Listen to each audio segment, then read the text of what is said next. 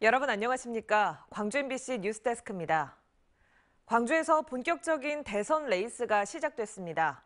민주당에서는 이낙연 위원장을 내세워 지지층 결집에 나섰고 국민의힘은 킥보드 유세단을 동원해 청년층 공략에 집중할 예정입니다. 한편 정의당 심상정 후보는 첫 일정으로 호남을 찾았습니다. 송정근 기자입니다. 5.18 민주광장이 파란색으로 물들었습니다. 민주당 광주 전남 선대위가 합동 출정식을 열고 민주정부 재집권을 호소하고 있는 겁니다.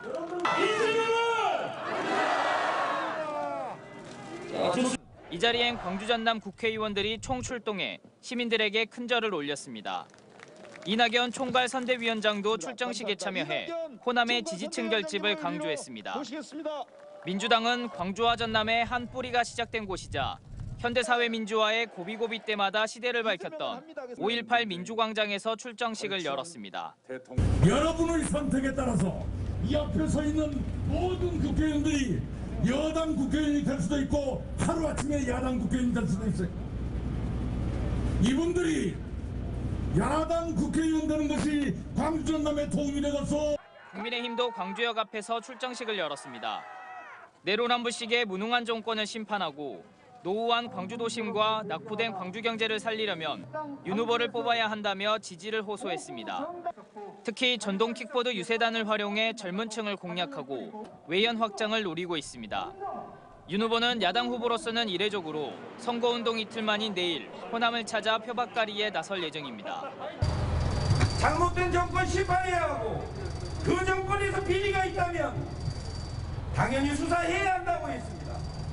그것이 법의 지배이고 만인이 법 앞에 평등한 거 아니겠습니까?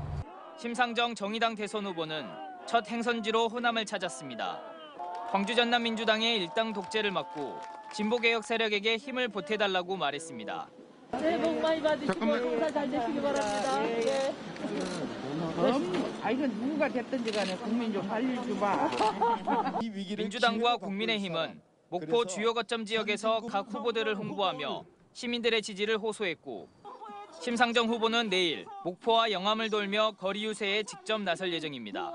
MBC 뉴스 송정근입니다.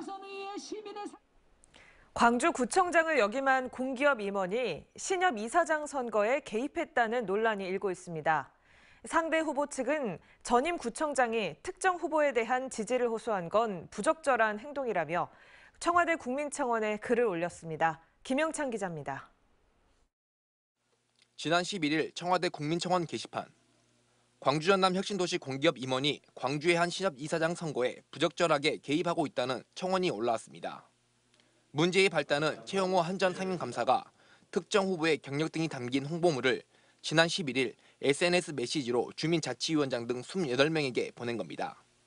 엄격히 이제 공기업 감사하기 때문에 선거 중립을 지켜야 될 것 같은데 그렇지 않은 것 같아요. 상대 후보께서 그걸 너무 역으로라고 생각하시고.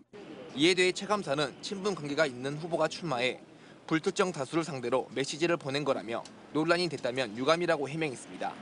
저하고도 워낙 가깝고 그러는데 이제 너무 나로서도 뭐 아무 일을 하기가 안 하고 있기도 좀 그러고 그래서 조금 이제 뭐 알리는 정도 수준으로 했는데.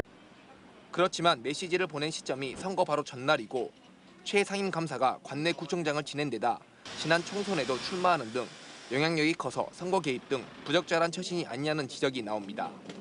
이에 대해 한 전 측은 회사와 관련된 사항이 아닌 개인적인 문제라며 선을 그었습니다.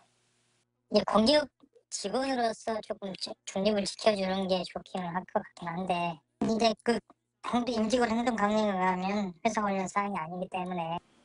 국민청원에 게시물을 올렸던 신협 이사장 후보가 최종 당선되면서 공기업 임원의 부적절한 선거 개입 논란은 더 확대되지 않고 수면 아래로 가라앉을 것으로 전망됩니다.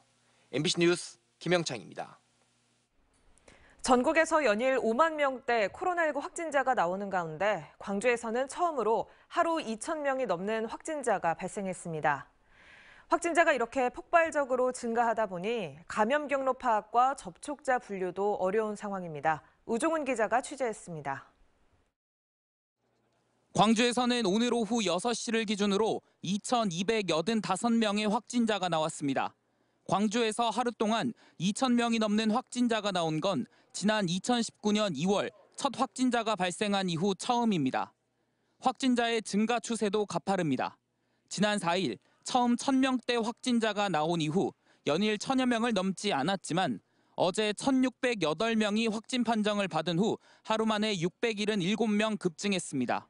방역당국이 감염 경로와 접촉자 등을 조사 중이지만 확진자 숫자가 폭증하면서 감염 사례별로 분류하는 것도 여의치 않은 상황입니다.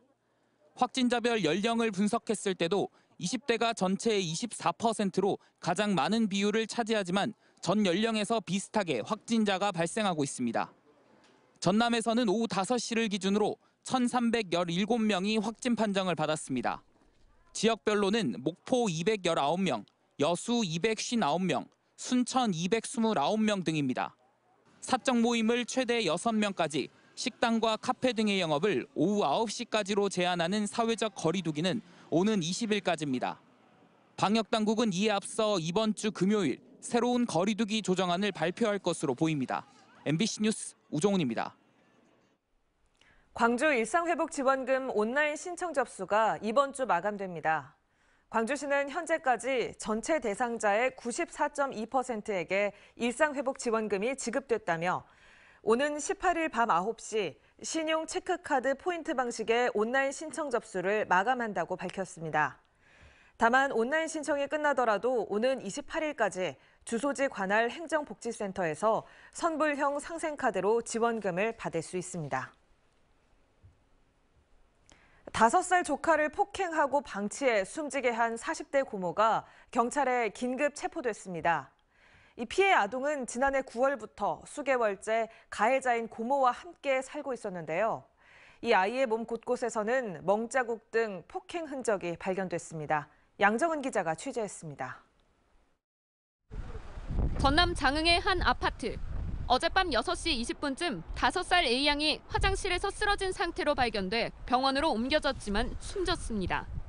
어린아이가 쓰러졌다는 신고로 이제 저희가 간 겁니다. 현장 도착했을 때 심정지 상태였습니다.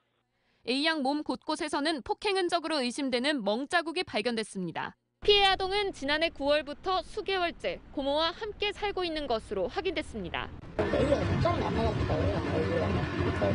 아들만 둘이 있었는데 애기가 조금 표정이 좀 어둡다 그 생각이 들었었어요. 경찰은 A양을 폭행하고 방치해 숨지게 한 고모 41살 이모 씨를 아동학대 치사 혐의로 긴급 체포했습니다. 체포 당시 이 씨는 아이를 폭행했다는 사실을 일부 인정했지만 지금은 다시 화장실에서 미끄러져 다쳤다며 A양 폭행 사실을 부인하고 있는 것으로 알려졌습니다. 조사도 해보고 더 증거를 저희가 지금 해가지고 일단 고의에 의한 폭행이 있었는지 뭐 이런 부분은 그 부검이라든가 이거를 해보고 경찰은 부검을 통해 A양의 정확한 사인과 범행 경위 등을 조사한 뒤 고모 이 씨에 대한 구속영장을 신청할 계획입니다. MBC 뉴스 양정은입니다. 오늘 새벽 3시 55분쯤 광양항 내 27,000톤급 컨테이너선에서 크레인 하역 중이던 화물 컨테이너가 떨어지는 사고가 발생했습니다. 이 사고로 컨테이너 안에 보관 중이던 에틸렌 계열의 인화성 화학물질 20톤이 선박 내 화물 창고로 유출됐습니다. 해경은 화학물질 미량이 바다로 흘러든 것으로 추정하고 있지만 구체적인 해양 오염 정황은 확인되지 않았다며 소방당국과 함께 정확한 사고 경위와 유출량 등을 조사하고 있습니다. 광주 도심에 주차된 차량을 훔쳐 무면허 운전을 한 고등학생 2명이 경찰에 붙잡혔습니다. 광주 동부경찰서는 지난 9일 새벽 5시 30분쯤 광주 동구 산수동의 한 도로가에 주차된 차를 훔쳐 경기 평택까지 260여 킬로미터를 무면허 운전한 혐의로 16살 A군 등 2명을 붙잡아 조사하고 있습니다. 경찰 조사 결과 A군 등은 자동차 옆면 거울이 접히지 않은 채 내부에 열쇠가 있는 차량을 노려 범행을 저지른 것으로 드러났습니다. 진도군이 팽목항에 있는 세월호 분향소 등 관련 시설물 8개 동 철거를 추진하면서 시민단체들이 반발하고 있습니다. 진도군은 팽목항 세월호 분향소와 임시숙소, 사무실 등 8개 동에 이행 강제금 부과 처분 사전 통지를 하고 오는 18일까지 철거하지 않으면 이행 강제금 53만 6천 원을 부과하겠다고 밝혔습니다. 광주 전남 시민단체로 꾸려진 팽목 기억공간 조성을 위한 국민비상대책위원회는 세월호 참사 당시와 이후의 아픔을 담고 있는 팽목항에 기억공간을 보존해야 한다며 세월호 기억관 설치를 요구하고 있습니다.